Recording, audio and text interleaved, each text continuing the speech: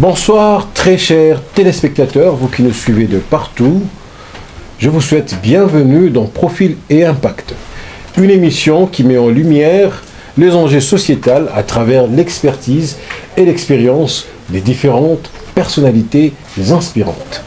Je suis Jean-Baptiste Liboa, votre présentateur, et aujourd'hui nous avons abordé un sujet qui nous concerne directement, un sujet qui a de l'impact dans notre quotidien. Et oui, ce sujet c'est bel et bien Kinshasa et ses routes, entre urgence politique et vision d'avenir. Quelle gouvernance pour un réseau routier durable? La capitale Kinshasa, avec ses millions d'habitants et son dynamisme, fait face à un enjeu, un défi majeur qui est la circulation routière. Soit ce sont les routes qui sont en mauvais état, soit carrément il n'y a pas de route. Mais aujourd'hui quand même, nous pensons qu'avec la politique mise en place par les autorités, une action tous azimuts a été lancée pour réparer les routes de Kinshasa, sinon créer de nouvelles routes. Mais la question qu'on est en train de se poser ici, dans notre plateau, c'est est-ce que cette action menée à toute allure, à grande échelle, tient compte bien sûr pas seulement du besoin d'urgence, mais aussi de la durabilité. Est-ce que cet empressement n'est pas juste une propagande politique pour dissuader, ou soit un besoin ressenti d'une urgence qui doit être palliée en termes de route, car, dit-on, sans les routes, il n'y a pas de développement. Pour en discuter, un expert, l'ingénieur Clément Mbikaï. Avec lui, nous allons développer, décortiquer, parler de l'essentialité de la thématique. Ingénieur, bonsoir. Bonsoir, messieurs les journalistes. Comment allez-vous? Oui, ça va très bien. Merci. La question se pose. Bon, déjà, avant d'aller loin, j'aimerais bien vous présenter, mais je pense que vous vous présenterez mieux que quiconque. Parlez-nous un peu de vous. Quel est votre profil? Oui, merci beaucoup. Je sais que je suis l'ingénieur Clément Mbikaï, comme vous l'avez évoqué. Je suis l'ingénieur de l'Institut du bâtiment et des travaux publics.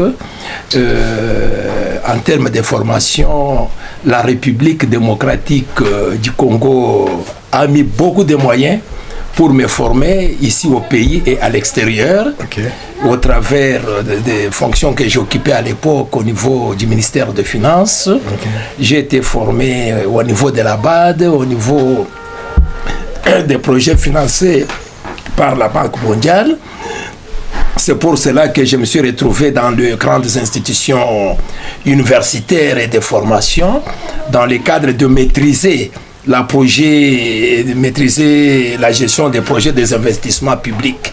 Voilà un peu de mots. Au-delà de ça, je suis un acteur de développement et je suis l'encadreur des jeunes dans plusieurs activités. Voilà un peu en grosso modo ce que je peux dire pour l'instant. Et ceux qui me découvrent, ceux qui me voient, connaissent un peu qui est l'ingénieur Clément Mbikaï. Vous avez suivi notre thématique. C'est une question qui nous taraude à l'esprit. Une question dont plusieurs se posent. Mais nous avons trouvé bon de venir en parler ici dans notre plateau. Nous sommes tous butés à ce problème. Lorsque nous sortons les matins pour aller au travail, aller à l'église, ça et là, nous sommes butés à un problème de circulation, de fluidité de circulation routière. Soit c'est des embouteillages, soit ce sont des nids des poules, soit c'est problème de canalisation tout autour des asphaltes. Donc nous sommes butés à ces problèmes. Mais nous sommes sans ignorance aussi que le gouvernement a mis de moyens cette fois-ci pour trouver des solutions. Mais la question qu'on se pose, on a l'impression aujourd'hui que cette action frôle ce qu'on appelle une propagande, au fait, parce qu'on a l'impression qu'on a plus besoin de visibilité que de durabilité. Et aujourd'hui, nous avons voulu discuter de cette thématique qui est Kinshasa et ses routes, entre une urgence politique et une vision d'avenir. Quelle gouvernance pour la durabilité? Ingénieur, pensez-vous que de cette façon de faire peut nous garantir une durabilité de route, une fiabilité? Quelle est votre approche par rapport à cela? Merci beaucoup. Tout d'abord, je remercie la chaîne qui me reçoit aujourd'hui. C'est un honneur pour moi d'être reçu. L'émission Profil et Impact. L'émission Profil et Impact. Je crois qu'on va parler des profils, on va parler aussi d'impact. Bien sûr. Pour revenir, je ne sais pas si c'est une question... Oui, c'est une question, c'est un questionnement en fait. Okay. On est en train de décortiquer et analyser ensemble cette thématique. Est-ce que vous m'autoriserez que je prenne note pour un peu ne pas perdre mes idées? Sentez-vous à l'aise. Ok, merci beaucoup. Sentez-vous à l'aise. Alors, je pense que vous avez parlé 3 mots, 3 petites phrases clés. La première, c'est celle de l'urgence politique. Deuxième, c'est Kinshasa et ses routes. Et troisièmement, vous avez parlé de la vision d'avenir. Et vous avez posé la question, ce qui se passe, est-ce que c'est une urgence politique ou bien c'est une vision d'avenir? À ce stade, je crois qu'il y a la combinaison de deux. Il y a la combinaison de deux, puisque politique, pourquoi? Puisque le chef de l'État, lors de la campagne, avait émis une vision. Il a communiqué, il a été voté sur une vision qui était claire et nette pour le développement dans tous les domaines de la population congolaise. Alors, partant de cette vision, le chef de l'État a mis en place ce que nous avons appelé le plan quinquennal. Le plan quinquennal 2024-2028. Et dans ce plan quinquennal, disons le plan stratégique, il y a eu ce que nous appelons le pilier. Il y a un des piliers qui est réservé aux infrastructures. Il y a un pilier qui est réservé aux infrastructures. Et tout ce qui s'est fait maintenant, c'est fait dans le cadre de ce programme basé sur la vision du chef de l'État. Ça, c'est sur le plan politique. Au-delà, le gouvernement qui met en action le programme du chef de l'État a mis aussi en place ce que nous appelons le plan d'action gouvernementale. C'est là où on fixe les calendriers et les axes à mener pour atteindre la stratégie mise en place selon la vision du chef de l'État. Ça, c'est sur le plan politique. Vision d'avenir, bien sûr. Tout ce que nous faisons, c'est pour un avenir meilleur.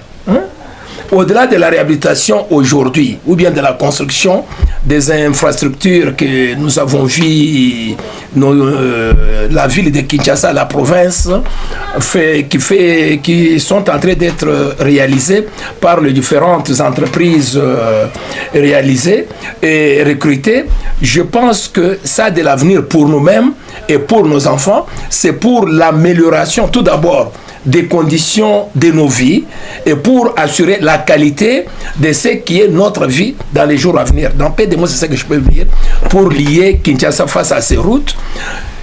Parler de l'urgence politique, c'est pour vous dire que tout ce qui s'est fait, il n'y a pas tellement que l'urgence, mais c'est un programme qui est repris selon la vision du chef de l'État dans la stratégie 2024-2028 et qui est mise en place suivant le plan d'action gouvernemental. C'est une programmation, une planification rationnelle et optimale au niveau du gouvernement de notre pays. Merci beaucoup, ingénieur. Vous avez bien brossé. Oui, oui. Mais, ingénieur, oui, qui décide réellement de route de Kinshasa, la construction de route? Quelle est l'institution responsable de prendre la décision de dire voilà telle ou telle route doit être aménagée ou construite? Deuxièmement, est-ce que ces décisions, ce choix sont-ils liés à une stratégie globale ou à une décision politique ponctuelle?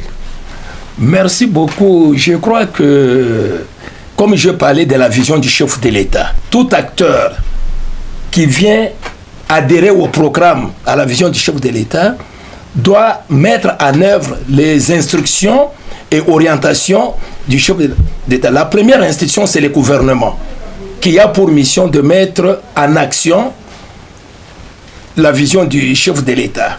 Alors, au niveau du chef de l'État, je parlais de la vision. Au niveau du gouvernement, nous avons la stratégie nationale et nous avons le plan quinquennal que j'ai évoqué. Au niveau des ministères, nous avons des stratégies sectorielles. Et c'est la structure qui met d'une façon globale, la stratégie sectorielle en matière de routes, c'est le ministère ayant en charge les infrastructures et travaux publics au niveau national. Et au niveau provincial, ça se décline au niveau des ministères provinciaux des infrastructures. Ça, c'est de 1. Mais sur le plan opérationnel, sur le plan opérationnel, là, je parlais de la stratégie au niveau de la haute hiérarchie et de la hiérarchie. Au niveau opérationnel, nous avons des organismes de l'État mandatés à cet effet. Primo, nous avons l'Office des routes qui met en action, en œuvre ses activités. Nous avons l'Office des voiries et drainage. Nous avons l'Agence congolaise des grands travaux.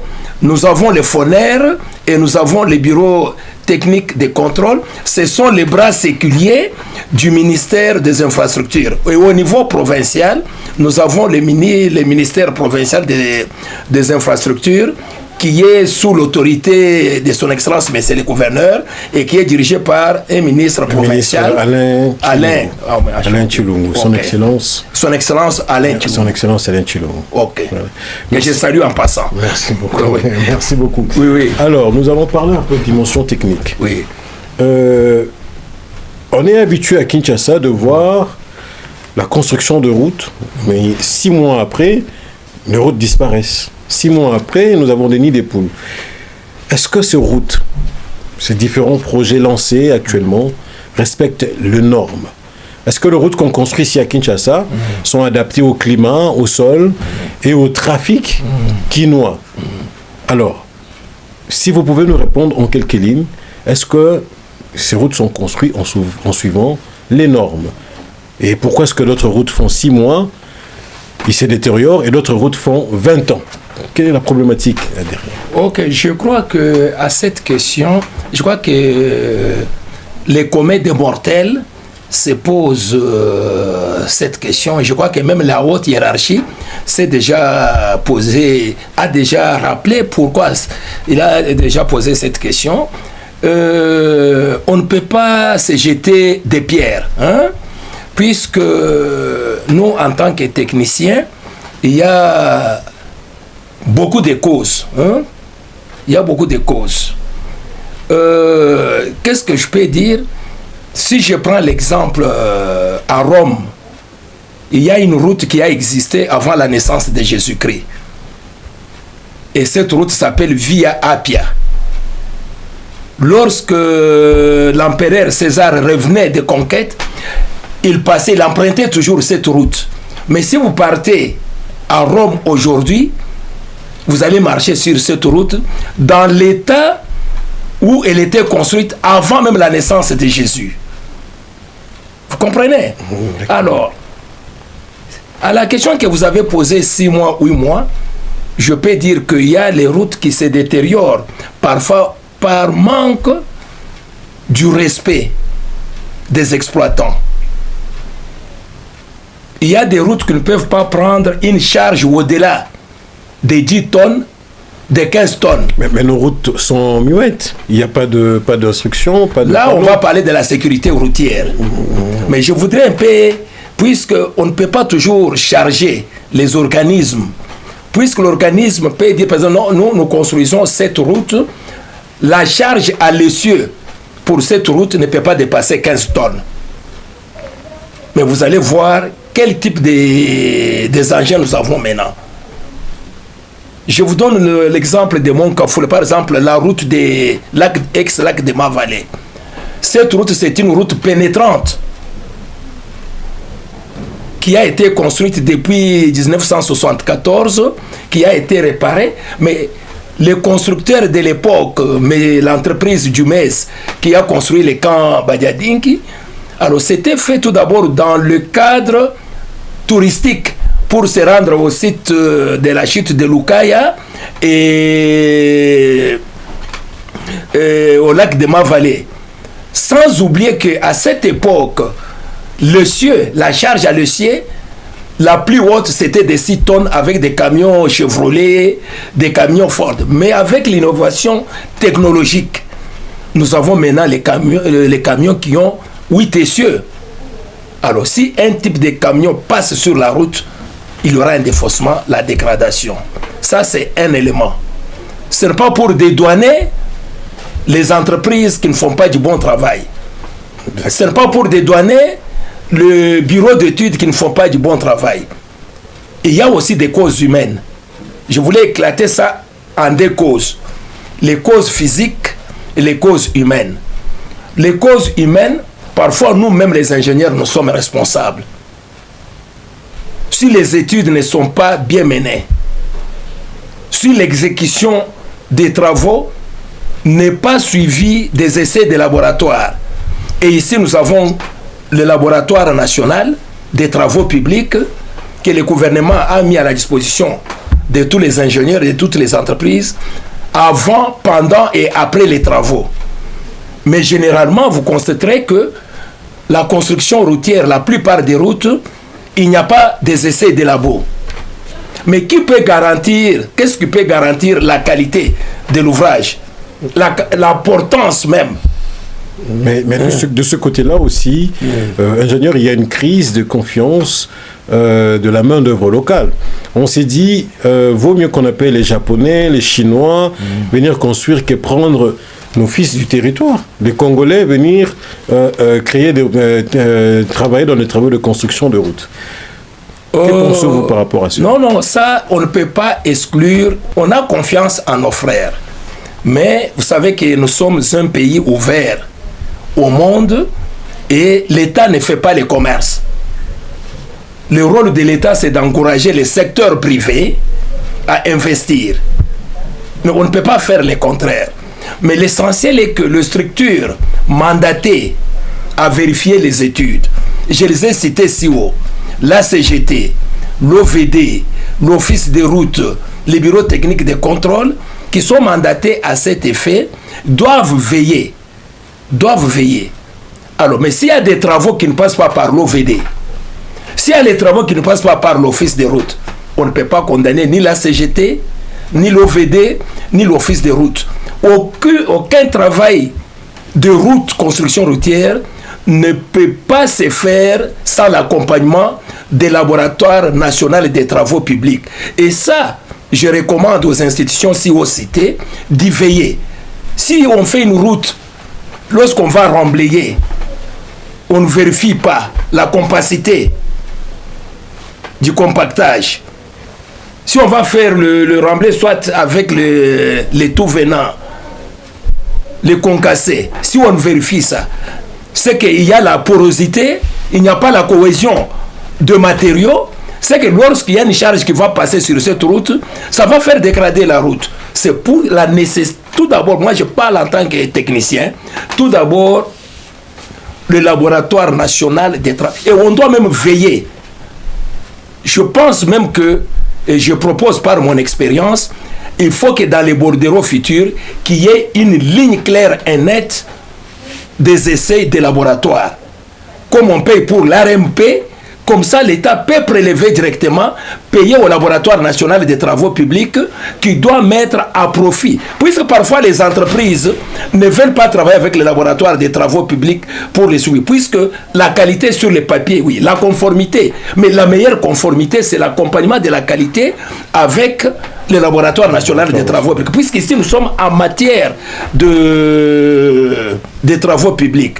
Mais pour la construction des grands ouvrages, c'est le laboratoire qui doit déterminer quel type de fondation. C'est au terme des essais, par exemple, des grands projets comme ça, on fait les essais, par exemple, SPT, les Standard Penetration Test, ou bien les CPT, Penetration Test, soit pour des grandes fondations profondes, on fait des essais pressiomètre Ménard. Vous comprenez? Mais si vous construisez, que ce soit la route, que ce soit les bâtiments, que le laboratoire n'est pas impliqué, moi je pense qu'il faut que le ministère des Travaux publics veille sur ça et mette les inspecteurs du laboratoire national des travaux publics pour vérifier là où il y a le chantier, qu'il y ait une fiche qui certifie que le laboratoire fait son travail. Et vous verrez qu'on aura moins de problèmes. Puisque la plupart des routes qu'on fait, Je ne suis pas contrôleur, je ne suis pas vérificateur, mais moi je parle de ce que la science exige pour la bonne durabilité des routes. Oui. Ingénieur, vous avez par votre parcours, bien sûr, eu à participer à de projets de construction de routes. Okay. Pouvez-vous nous les citer? Quelques projets où vous avez participé, où vous avez amené votre expertise? Très jeune, non pas comme travailleur. Alors il y a mon aîné d'heureuse mémoire, je peux citer le grand ingénieur monsieur Olivier Kabangou, qui est mon frère aîné, l'ancien directeur, il est même le fondateur de la voirie, communément appelée à l'époque vers les années 71-72, Direction nationale de voirie et assainissement, qui par après en 83-87 est devenu OVD. J'ai eu cette chance dans mon jeune âge d'être à ses côtés, et dans ce cadre-là, j'ai eu à travailler avec Safricas. Okay. Je crois que je salue mon collègue, l'ingénieur Cambéré, l'actuel directeur général de Safricas, okay, vers les années 81, sur la route qui relie Saint-Luc à Tobongissa. Okay. Votre modeste personne, ma modeste personne a contribué en tant qu'étudiant. Okay. Puisque nous, à l'IBTP à l'époque, les sociétés nous sollicitaient pour participer aux travaux. L'année prochaine, j'ai eu la chance de travailler avec Sosagec. Okay. J'ai travaillé avec Sosagec, qui était une structure de génie civil. Plus tard, il m'a envoyé, j'ai travaillé avec les entreprises de M. Astardi au Zaïre. À l'époque, ça s'appelait CEASA, sur la route de l'armée. Vous voyez la route de l'armée avec les murs empérés et tout ça. J'ai eu à travailler là-bas. J'ai eu à travailler aussi avec la société française du MES. Vous voyez la société qui a construit Kambadiadingi. Okay. Alors c'est la même société qui a fait la route de Kimweza, okay, et qui est devenue par après Nord-France. Okay. Qui est venue par après Nord-France, qui a construit la cité de la Voix du Peuple, qui a construit aussi l'ex-CCIZ, qui est devenu aujourd'hui. Et j'ai eu la chance de travailler aussi avec Stevrink, okay, où lui-même, mon défunt frère, était actionnaire. J'ai eu à travailler sur la route de Mweneditu. Je salue en passant l'actuel Djirkaba de son excellence madame la première ministre, j'ai cité Gérard Ntumba, okay, qui a été aussi gérant de Stevrink, qui est une grande société allemande. Et par après, j'ai travaillé avec la coopération sino-congolaise, avec la société de Hunan Éducation Orientale, notamment on appelait Unancor. Okay. Et par après, je travaille avec Chitec International, où je suis administrateur. Et dans tout ça, la beauté de tout ça, j'ai été un des plus jeunes administrateurs. Hein? Okay.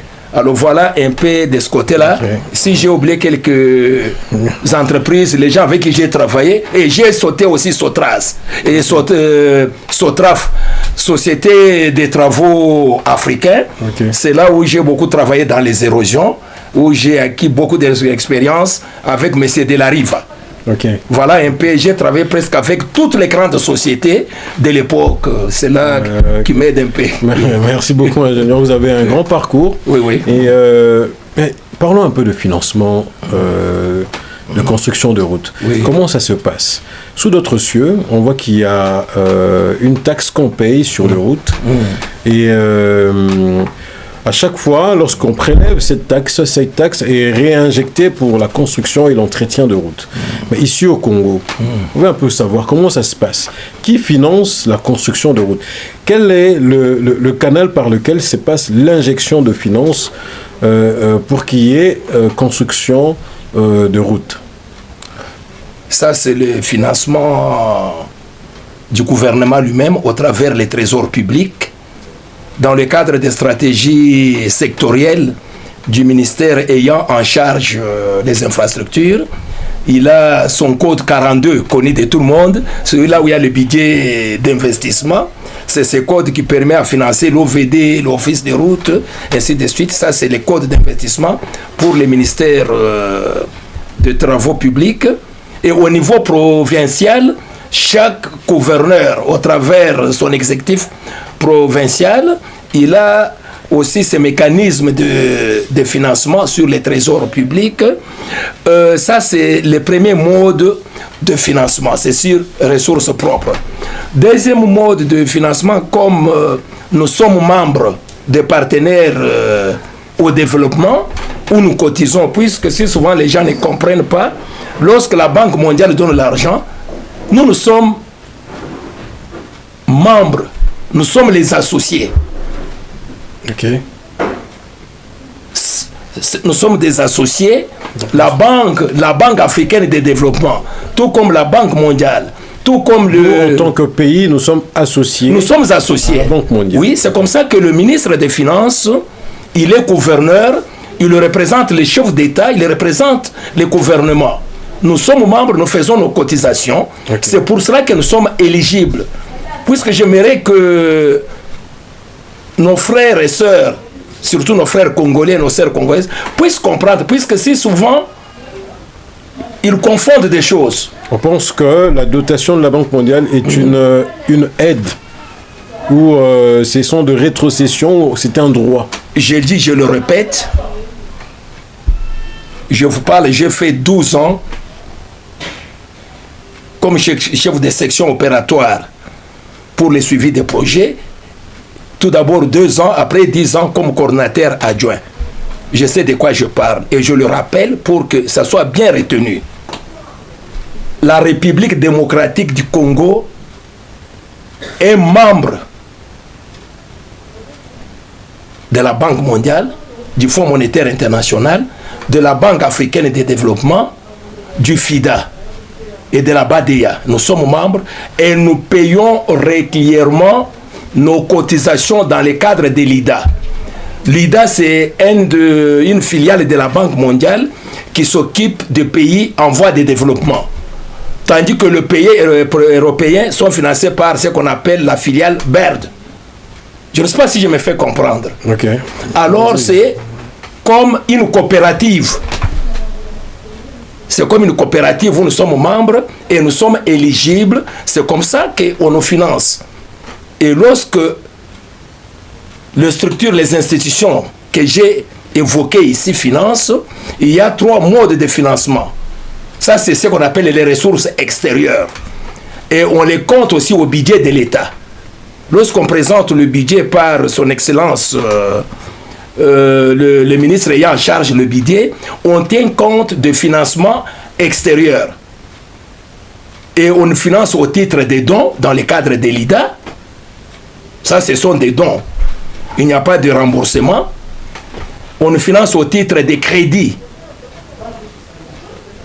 On finance au titre des crédits et on finance aussi au titre de prêts. Il y a 3 modes de financement. Et je me fais comprendre très bien. Exactement. Alors, dans le cadre des accords avec le bailleur de fonds, nous avons tout d'abord le premier accord. C'est l'accord de coopération conclu par le gouvernement et tous ses bailleurs. Et là où il y a le ministre des Affaires étrangères, c'est lui qui a la responsabilité de cet accord de coopération. Et nous avons l'accord de siège. C'est ce qui fait de ces institutions des institutions diplomatiques. C'est comme ça que vous voyez, on leur donne des plaques. Jaune, rouge, jaune, rouge, jaune. Ils sont des institutions, ils ont les statuts diplomatiques. Hein? Et entre-temps, qu'est-ce que je disais aussi sur le financement de la construction de routes. Oui. Alors, c'est dans ce cadre-là, enfin, nous avons les accords de financement. Les accords de financement, c'est ce que j'ai parlé ici.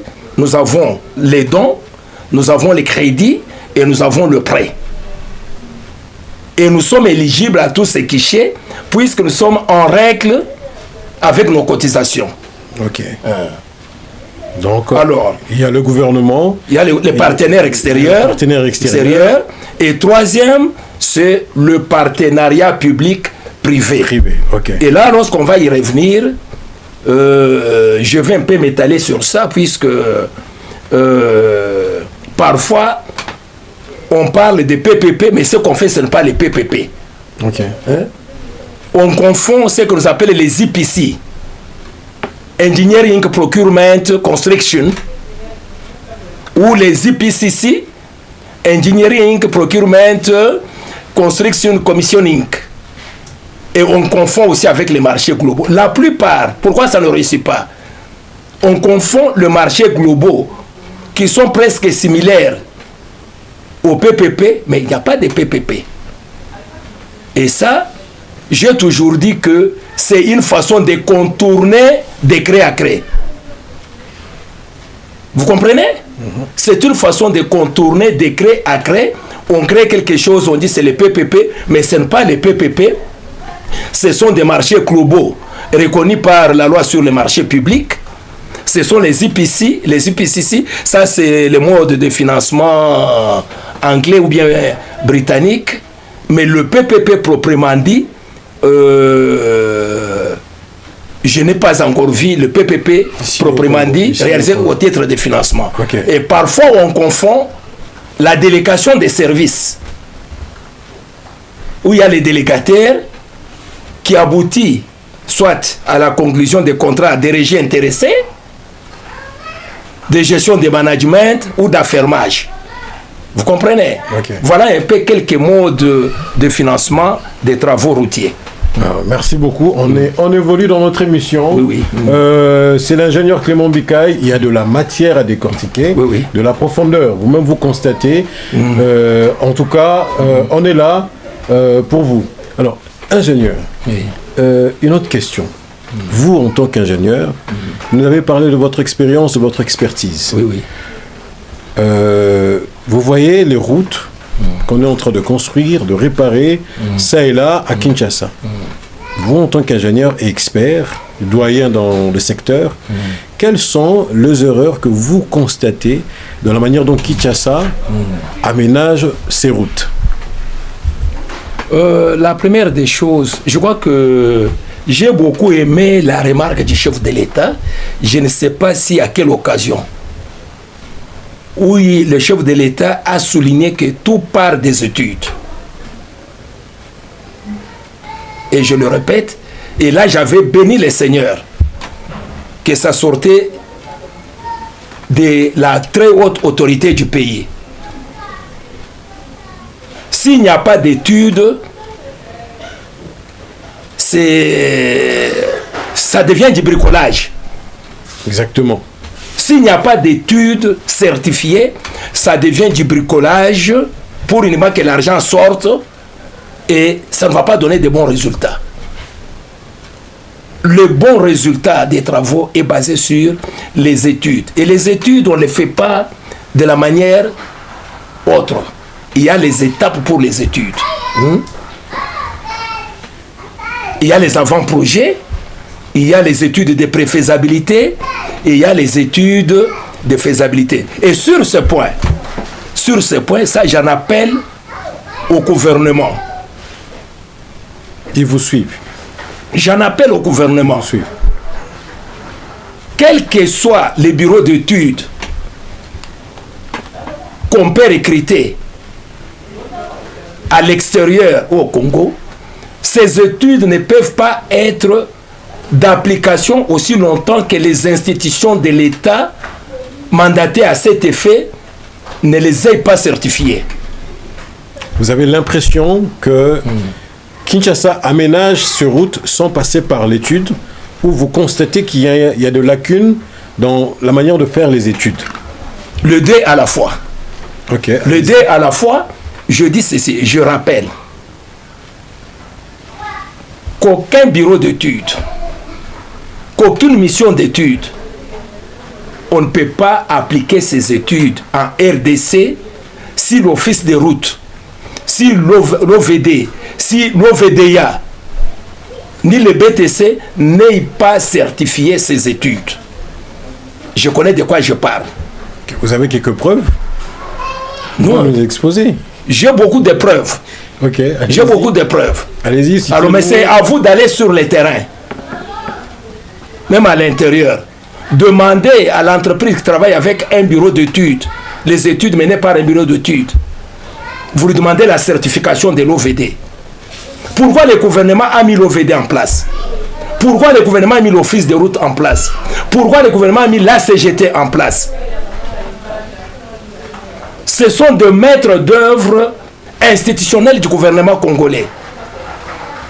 Même si vous êtes savant, mais avant que tes études soient appliquées, il faut que ces institutions puissent approuver. Ici, je parle du domaine des travaux publics. Ok.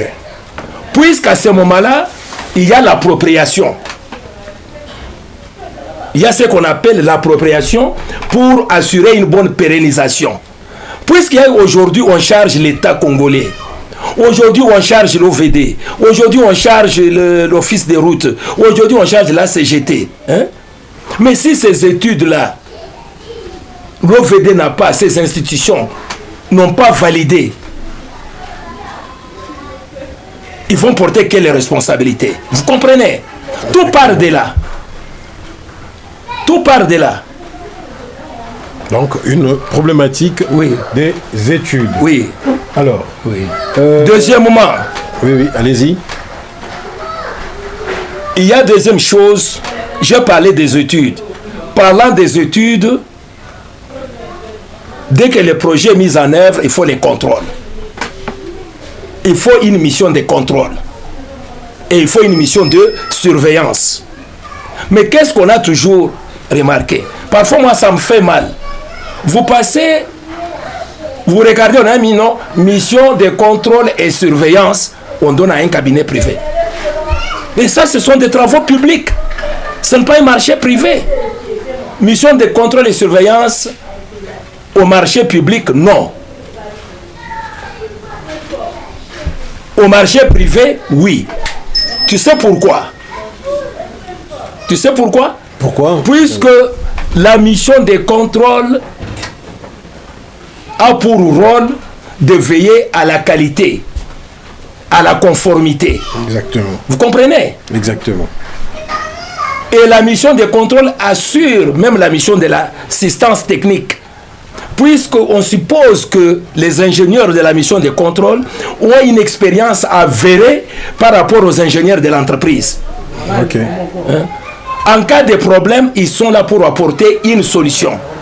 Mais si vous allez trouver une mission de contrôle avec des ingénieurs non expérimentés, avec un profil bas par rapport aux ingénieurs de l'entreprise, là, il y a un problème. Vous comprenez? Exactement. Alors, deuxièmement, la mission de surveillance. C'est l'administration. Pour nous, c'est l'administration. Ce sont des experts de l'administration désignés par soit leur ministère, soit par leur organisme, pour faire le suivi de ce que l'entreprise fait. Ce sont presque les mêmes missions similaires. Mais chaque ministère a ses normes. Chaque ministère a ses normes. Qui assure la qualité de ces normes? Ce sont les experts du ministère. On ne peut pas prendre une structure privée qui ne maîtrise pas les normes des ministères, lui donner la surveillance. Et en cas de problème entre la mission de contrôle et l'entreprise, qui joue l'arbitrage? Ça doit être la mission de surveillance. Oui. Parce que vous parlez de réforme, parce que vous parlez d'institutions, j'allais vous poser une question d'entrée de jeu, c'est-à-dire dans la foulée. Oui. Quelle est cette réforme technique ou institutionnelle que vous pensez qu'il faut mettre sur pied pour que nous ayons finalement un plan routier viable et durable à Kinshasa? Je crois que cette réforme au niveau institutionnel ou technique, à part le fait que vous avez constaté certaines erreurs d'études et d'erreurs, bien sûr, de formalités, quelle est cette réforme institutionnelle et technique que vous pensez qui pourra au fait apporter un plan global et bien déterminé de... Je crois que du côté réforme institutionnelle, c'est après l'évaluation. je crois que tout ce que je peux dire ici ne peut pas rencontrer l'assentiment de tout le monde, mais au moins... Nous sommes là pour décortiquer. Mais au moins, je crois que je suggère les états généraux des travaux publics. Ok. Il y a des experts plus pointus que moi, qui ont une large expérience, qui peuvent aussi contribuer. Hein? Comme la science n'a pas de monopole, hein? En toute humilité, je sais qu'il y a des gens expérimentés qui ont travaillé au ministère des Travaux publics, comme mon ami Yil qui vient, le dernier directeur des cabinets. J'ai des ingénieurs comme les Edmond, les Pius. Hein? J'ai l'ingénieur comme celui, l'actuel DG de l'OVD, le DG Ntumba. Ce sont des gens que je connais qui ont une forte expérience, tout comme mon ami Lendo Robert, hein, qui ont une forte, et d'autres qui m'excusent, ils sont nombreux, que je connais qui ont une forte expérience et sur qui l'État congolais peut compter dans ces domaines. Je crois que, alors j'ai cité aussi mon ami Nikon Zao, le DG de la CGT, c'est un ingénieur expérimenté très intelligent, que je connais un peu bien. Je pense que ces gens-là, s'il y a les états généraux, ils peuvent apporter quelque chose, ne fût-ce que par leur expérience. Exactement. Et en dehors de ça, par leur intelligence, comme je les ai cités là, ce sont des personnes formidables, des gens comme Henri Mambo et autres. Mais au niveau de la gouvernance, je pense que nous vivons dans un état décentralisé, mais il faut décentraliser davantage les compétences. Okay. Hein? Il faut décentraliser, que ça ne soit pas un mot, mais que ça soit un fait, une action. Il faut décentraliser davantage. Je vais donner quelques exemples. Allez-y. Il faut que l'État aussi doit se recentrer sur un rôle stratégique tout en stabilisant la gouvernance des grands projets. Ok. Et vous pensez... Ça, c'est sur le plan institutionnel. Pourquoi je l'ai dit? Je dis cela, la Constitution a résolu quelques problèmes.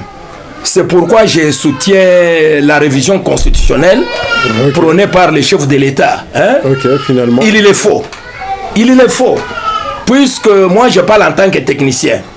Sur la partie technique, je crois que la réforme, la révision institutionnelle de quelques dispositions en ce qui la concerne... révision constitutionnelle est importante. Extrêmement importante. Pour réviser aussi au niveau technique. Et les textes. Et les textes. Surtout au niveau de la Constitution. Voilà, qui régissent le secteur. On révise la Constitution sur certaines compétences. Par exemple, aujourd'hui. Donc, je dirais quelque part, ce qui bloque au fait que Kinshasa et le Congo aient de bonnes routes, c'est aussi la Constitution. Bien sûr. Bien sûr. Bien sûr. Puisque si on a une émission beaucoup plus large, on peut démontrer. Techniquement parlant. Techniquement parlant. Voilà, ok. Je donne un petit exemple sur la compétence. Nous avons 3 types de voiries. Nous avons la voirie primaire, qui est comme le boulevard du 30 juin. Nous avons la voirie secondaire qui est comme l'avenue de Libération ex-24 novembre. Et nous avons des avenues tertiaires qui sont nos rues de la cité ici. Mais on reconnaît à l'office de voirie et drainage la gestion de son réseau routier. La voirie primaire et la voirie secondaire. La ville, toutes les villes, les mairies, on leur reconnaît la gestion de la voirie tertiaire. Est-ce que tout le monde a cette compréhension? Non, je ne pense pas. Donc, cela veut dire qu'on reconnaît la gestion des voiries tertiaires à l'autorité municipale. Effectivement. Donc, il doit aussi avoir de fonds alloués pour l'entretien, ou l'autorité municipale doit générer à travers des taxes de fonds qui permettront d'entretenir les routes. Alors, je voudrais préciser, puisque c'est la voirie urbaine, c'est la voirie, ici le cas de Kinshasa c'est un cas exceptionnel, puisque Kinshasa est à la fois province et ville. Ok.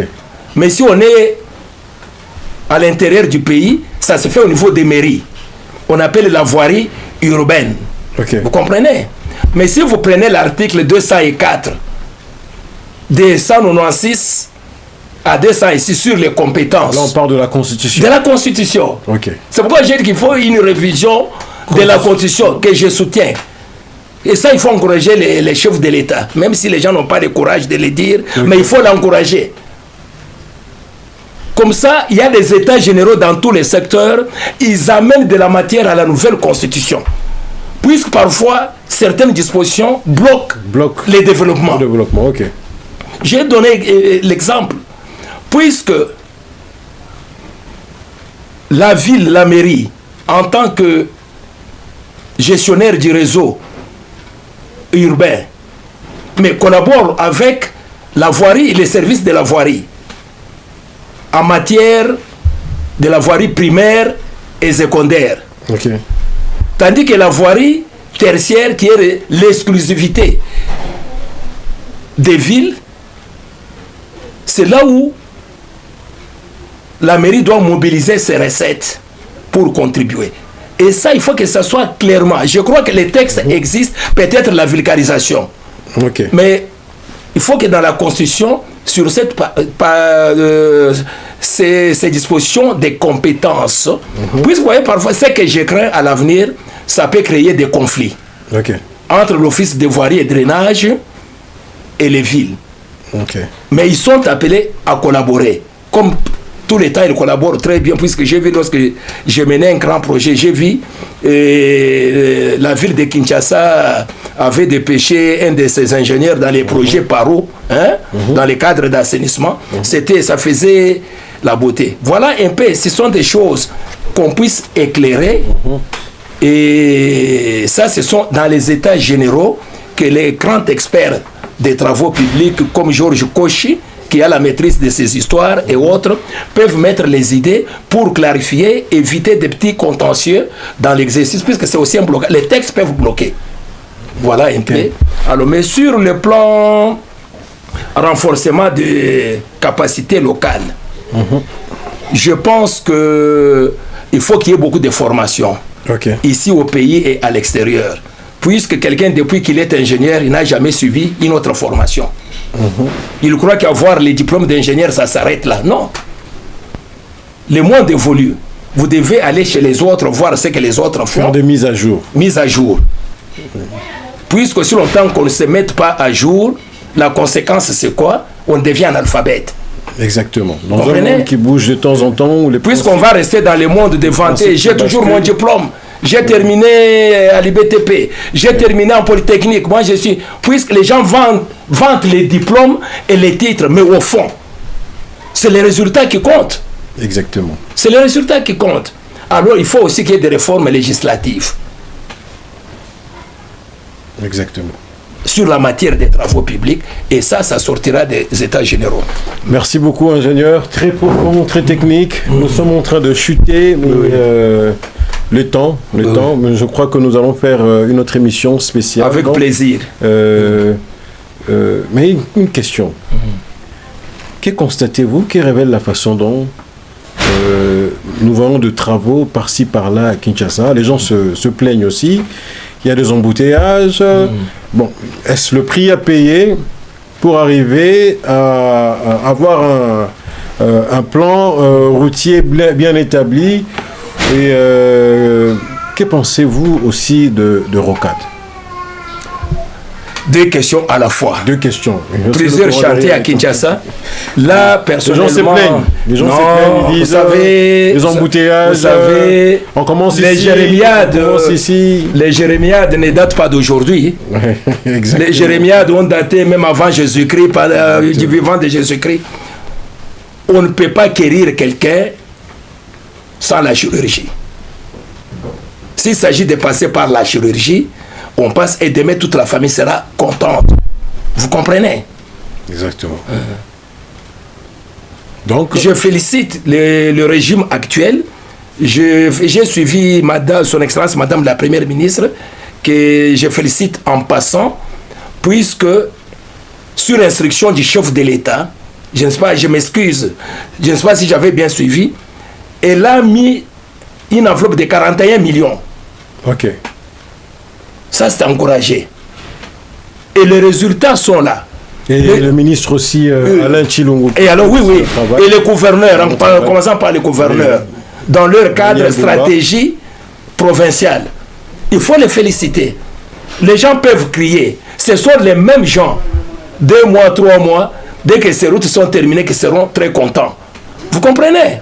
Donc, et les Guesses, c'était comme ça. Qui nous apprenez votre mal à conscience. Alors, je crois qu'il faut encourager les chefs de l'État, il faut encourager tous les ministres, encourager spécifiquement le gouverneur de son Excellence, mais c'est le gouverneur de la ville de Kinshasa, et particulièrement son Excellence, mais c'est le ministre Alain Tshilongo. Je crois qu'il faut parfois écouter les gens, mais ce qui est important, il faut aller de l'avant, puisque les embouteillages finiront par disparaître si on termine toutes ces routes. Et de la manière où on est en train de construire les routes. Et ça, c'est très bien. En 82-84, c'est M. Bokana Wangandela qui était le commissaire d'État aux travaux publics.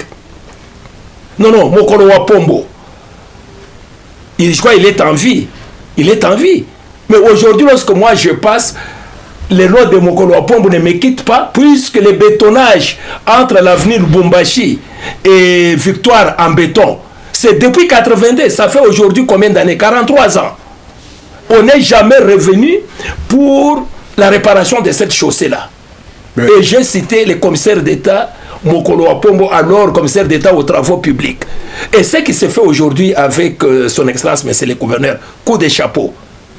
1000 fois coup de chapeau. Les ouvrages en béton. On dépense beaucoup. La chaussée rigide coûte cher, mais ça coûte moins cher dans la durée. Tu as parlé de 6 mois, tu as parlé de 10 mois. Mais la chaussée rigide va rester plus de 30 ans sans être renouvelée. Donc, les routes qu'on est en train de construire aujourd'hui s'inscrivent dans l'ordre de la durabilité. De la durabilité. Ok. La durabilité, et ça coûte moins cher. Ça, j'explique aux gens. Aujourd'hui, on dépense. C'est comme tu mets les maisons dans ton salon, les carreaux, ça te coûte cher à l'achat, mais dans la durabilité, tu ne vas pas renouveler la peinture. Tu l'as dépensé une fois. Une seule fois. Ok. Merci beaucoup. Merci beaucoup, ingénieur. Ok, on a chuté. C'était une très belle émission. Oui. Vous avez épuisé la matière, j'espère. Vous avez épuisé. Je suis à votre disposition. Puisque nous sommes en train de partir avec l'âge. Alors, sur le PPP, on n'a pas tellement détaillé. Je peux mettre un mot. Oui, allez-y. Sur le financement PPP, je voudrais rappeler qu'on ne puisse pas confondre les marchés globaux, les IPCC, pour contourner, de passer les marchés de cré à cré. On va donner des marchés de millions aux gens. Nous sommes dans PPP. Non, ce n'est pas les PPP. Ce n'est pas les PPP. Ça, c'est un mode de contournement, d'éviter de passer les marchés de cré à cré. Alors, lorsqu'on parle de PPP, nous avons le PPP institutionnel. Vous comprenez? Et dans le PPP institutionnel, il faut une étude de faisabilité. Il y a beaucoup de choses qu'on fait pour arriver au PPP institutionnel.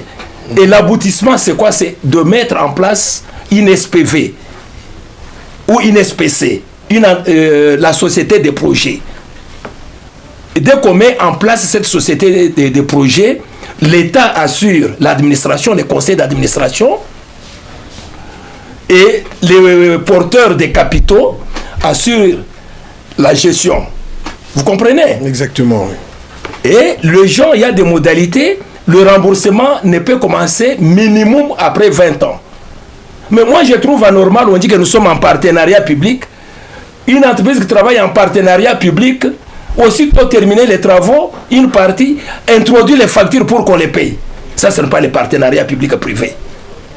Ça, ce sont des marchés globaux où les gens fuient le PPP et fuient les cré à cré. Okay. Alors, on habille avec les bons noms. Alors, comme je l'ai dit, c'est le PPP institutionnel. Là, on peut mettre une structure en place. En dehors des PPP institutionnels, nous avons le PPP contractuel. Vous comprenez? Dans le PPP contractuel, c'est là où nous avons les BOT, les BOO. Alors, il y a beaucoup de typologies de PPP contractuels. Je crois qu'il y aura une émission spéciale. Une émission spéciale, tout ça. On sent qu'il y a de la matière qui ne finit pas. Merci beaucoup, très chers téléspectateurs, de nous avoir suivis. Et merci beaucoup à notre invité, l'ingénieur Clément Bikaï. Moi aussi, je remercie. On a senti la profondeur. Kinshasa mérite une belle image à travers, bien sûr, ses routes et ses infrastructures, à la hauteur de cette métropole africaine. Vous avez des avis, vous avez quelque chose à rajouter, n'oubliez pas de participer avec le numéro qui s'affiche au bas de l'écran. C'était votre humble serviteur, Jean-Baptiste Libora, pour votre émission Profil et Impact. La suite au prochain numéro. Congo nde mboka ngo mokengeli koi mboka ngo mokengeli léopard.